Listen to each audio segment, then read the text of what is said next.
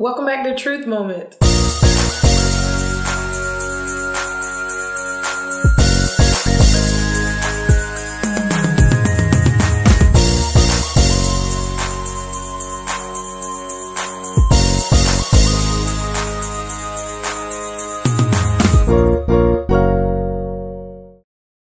Welcome back to Truth Moment. I'm your host, Tiara Pritchett.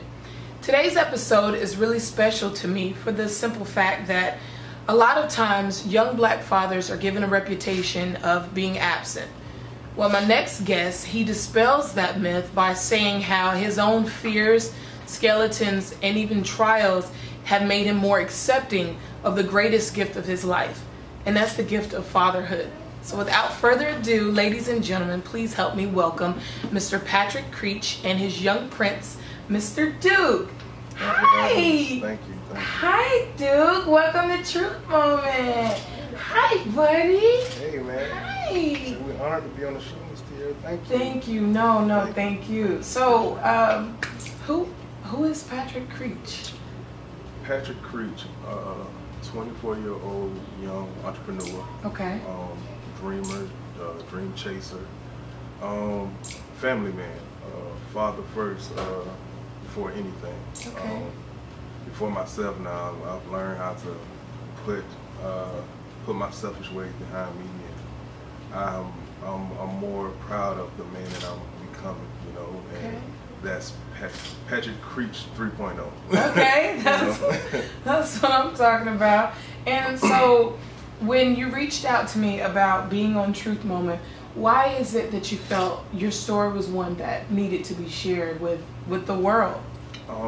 Personally, I always, since I was a young boy, personally thought that I would have a story that I felt like I needed to share one day. And when my dad passed, it actually opened up my eyes to how reality plays a big part now, and it's so real. My dad passing out, that's something I didn't wish on, it's something I didn't want, something I didn't even actually see coming around the corner. Okay.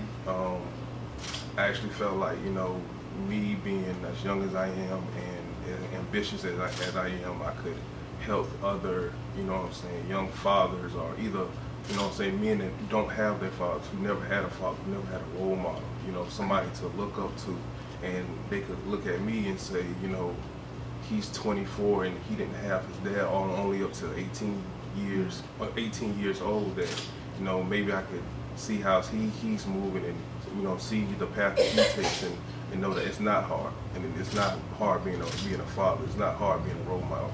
It's not hard just looking at your son and saying, I want to be here for you. Okay. Hey, buddy. Anything you want to say? Okay. Well, I'm so honored that you would even bring your son to share him with our audience. And I think that more so than even the questions that you will answer, it's just the interaction with your son. You can see that you genuinely, fatherhood has changed you. Oh, yes. It makes and shapes, your life. And so I'm honored to have Duke on today with us. He's honored too. You know, he can't say anything. He's honored.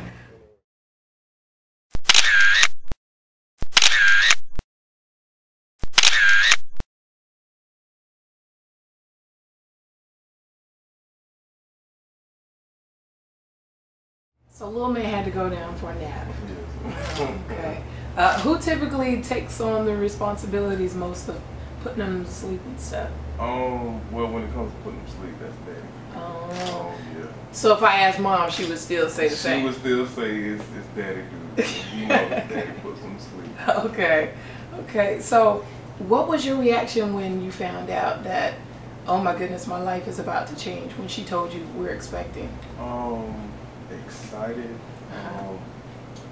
worried a little bit, okay.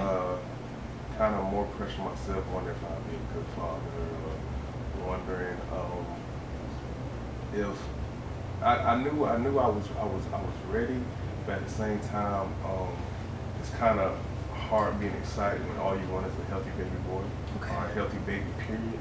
You know, so I was kind of, just really praying. You know what I'm saying? Wishful thinking, and just asking God. actually pray over her stomach every night, just with a hand touch, you know, just God, I just want a healthy baby boy. That's all. And when we find out that it was a boy, I just kept asking for a healthy baby boy. Okay, okay. So you said that you were worried, you had some nervousness and fears. Why? What were you worried about? Worried a little bit because I knew that I wasn't in the best situation of having a child. Okay. Worried because I knew I would have to become a provider, you know, where this child would come into this world not wanting or knowing anything, and it would be me to take that lead and that initiative, first step to show him and, you know, not quit on him and know that, you know, I'm gonna keep going every day because of you, and he's gonna go hard because he sees how hard I go. Okay. So would you say that you had an example of what a father does, who a father is? My dad. My dad, superhero to me.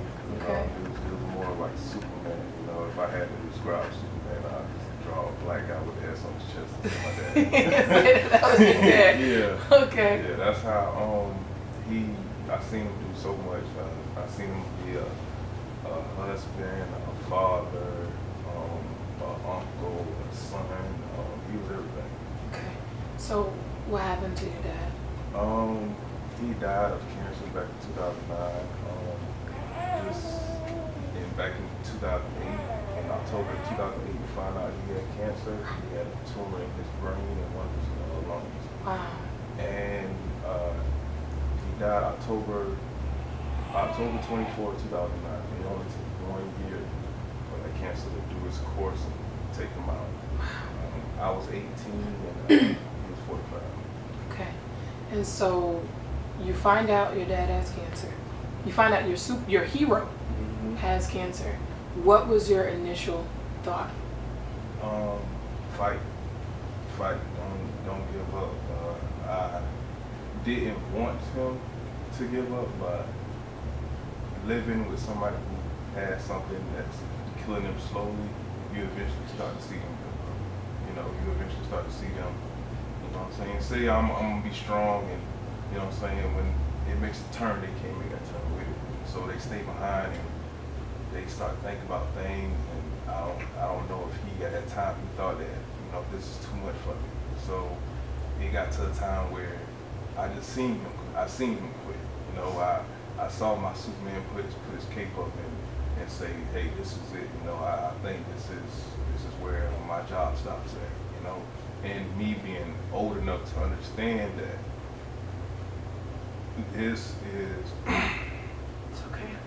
this is hard for me because I'm 18. You know, I have 2 younger brothers. I'm the oldest of 3.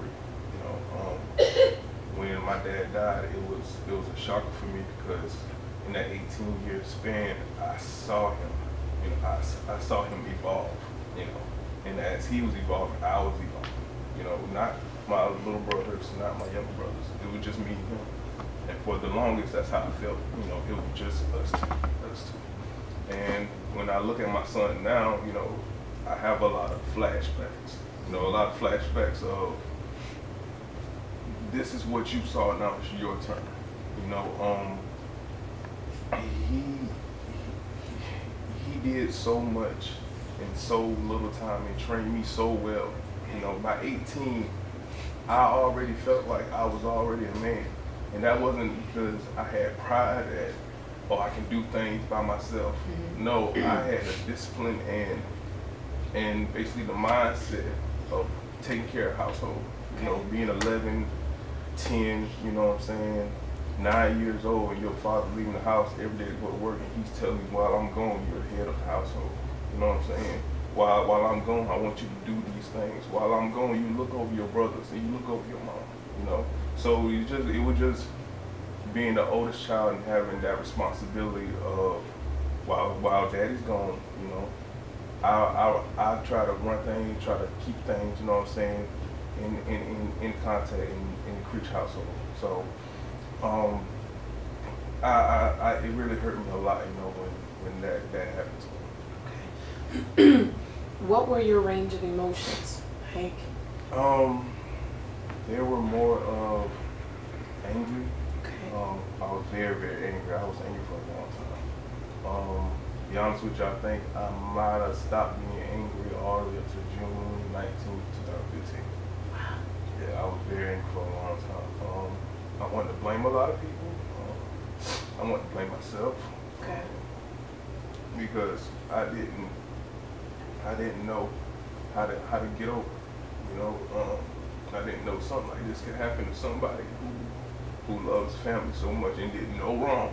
You know, I felt like other people deserved this. Then, you know what I'm saying? A man that puts his family first and works 9 to 5, 7 days a week. You know what I'm saying? And then sometimes over that, just to put food on the table. You know, I was mad. You know, I didn't know how to control my anger at first. I picked up a few bad habits. You know, things that I feel like would make me get over this hump, you know what I'm saying, this big grief that, you know, I no longer have a father. You know, and I had a dad who we talked about when I had kids of him being here, you know. So the fact that me being a dad and he's not here, it was too much at one time. You know, me knowing, and this is something he wanted. You know, this is something that he wished he could see. He's not here. You know, but at the same time, he molded me and shaped me into. I'm gonna be able to pass that word and wisdom of what kind of grandfather my son had. You know, he's going to know. He's going to know with my last breath. He's going to know this is where it came from. Don't think your dad is just Superman because he loves you so much. You know, your dad's trying to be Superman because his dad was Superman. And you know what I'm saying? I felt like, you know what I'm saying, my dad just did not give up. No was not in his vocabulary. You know what I'm saying? Quitting was not in his vocabulary. You know what I'm saying? And being less of a man, was not in his vocabulary. He thought he could do anything. You know what I'm saying? From building the house that my mom still lives in now. You know what I'm saying? He built that house 20 years ago. Wow. You know what I'm saying? And all they did was add on. It went from 1 bedroom to now 3 bedrooms and 2 bathrooms. You know what I'm saying? And it just showed me from over the years of what a man is supposed to be about. Okay. So let me ask you, Pat. Do you feel like you have allowed yourself to grieve or go through the process? Yeah, I have. Okay, how so? I have, over that 6-7 year span, I did a lot of things.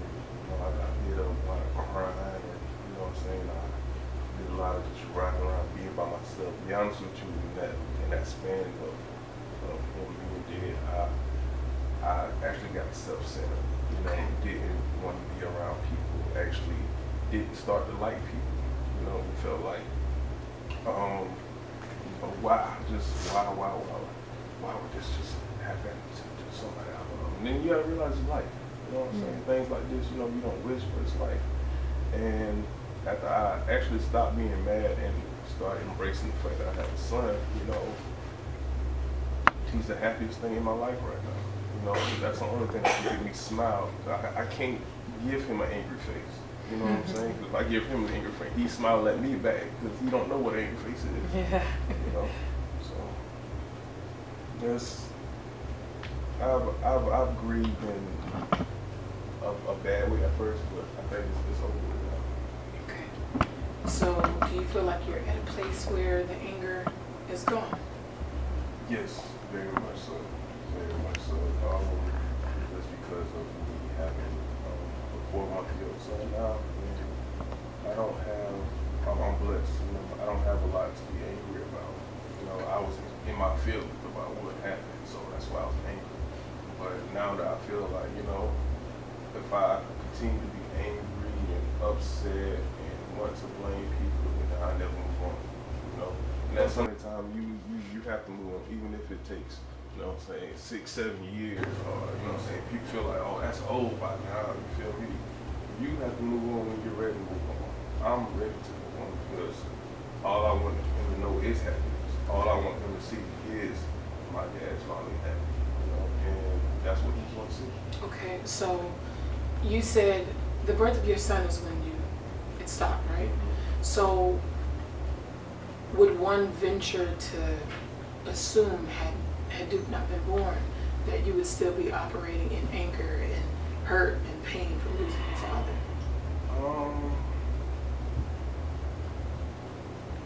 No, I don't think so.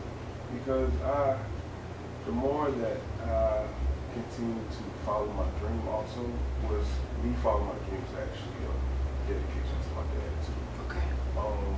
That actually goes and it motivates everything for me because personally I promised him something. You know, a lot of people don't know this. Never said this on camera before either. When he died, I was the last person to cut his hair. You know, my mom told me that he had a pass out in Berkeley, South Carolina, about 3 hours away from Owensboro, South Carolina. That's where we live. And my mom called and told me he had passed. He had died in the hospital, and she said, you know, he didn't hurt anything. It was peaceful death. When she called and told me that, I actually called and told her that, you know how they have a barber stylist fix up, you know, some dead person, I forgot what you call them. But I told him I didn't want nobody to touch me. I didn't want nobody to touch me. I was cutting his hair before he died. I would be the last person to cut his hair after he died. Because to me that was my loyalty. You know, like ain't no way somebody is about to shape you up how they want to shape you up, and they don't know what you want, and I know what you want, and I might be the one to do that. So I went to the funeral home, I grabbed my clippers, and I started shaving and cutting his head. And just talking to him like it was just our last day, you know, but I never put my clip down because you were the one that I first started to clip down. You was the one that told me, like, don't give up, you're very, very talented. He was the very first person to tell me, 14, 15 years old, you're very talented. You got something that you just need to keep working on every day. So when he died, I felt like I was mad, but at the same time, that's when my dream came alive. You feel me? Like you might want to quit, Pat, but keep fighting. You know what I'm saying? And even now, I'm still fighting. Like everything is not picture perfect, but I'm still fighting because it was a promise that I made to him. Yeah. And I remember that day. Nobody else was there. Not my mom, not my two brothers. Nobody else was there. They came back and told me that was the best haircut he ever had. wow. Like he never looked that good. You know, I'm sitting at the house like, y'all can have that because I already had my one-on-one. I'm good. I no longer need to see him because that was our closing, right in and there. So my promise to him at that moment was to never put my clips down and never quit fighting and give up on my dream. So when if my son never came, I still would have started chasing my dream. Probably I would have started chasing it then, but I wouldn't have been as angry. You know, I would have just, I don't know. I really don't know what I'd do. I don't know if I would have put it into something else because I just feel like all that anger that I had left, it just went out the window when I seen him come out.